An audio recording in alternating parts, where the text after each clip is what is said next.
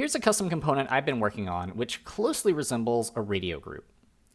To determine what kind of keyboard support it needs, I'll check the ARIA Design Patterns Guide, and I'm going to jump down to section 11, which lists all of the various components and their patterns.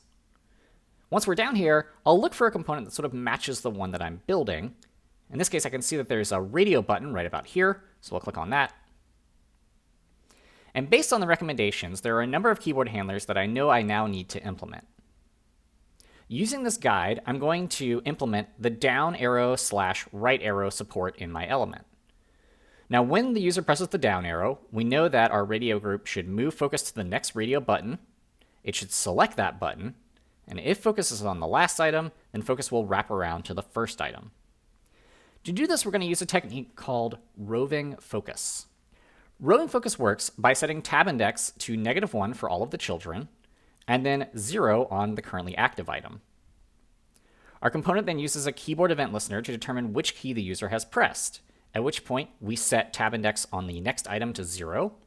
We set tab index of the previously focused item to -1. We call the focus method of this new soon-to-be focused item. This now moves our focus ring. And lastly, I'm going to just move this checked attribute down to this element using setAttribute. In this case, I'm using the CSS in my element based on that checked attribute to style the state of the radio button. Now, when I reach the bottom of this list, and this last radio is focused, and the user presses the down arrow, then we're going to wrap back around. So we'll set tab index to 0 on this top item. We'll move checked over there. We'll call focus, and we'll set tab index to -1 on the previously focused item. For building complex components, roving focus is a really invaluable technique.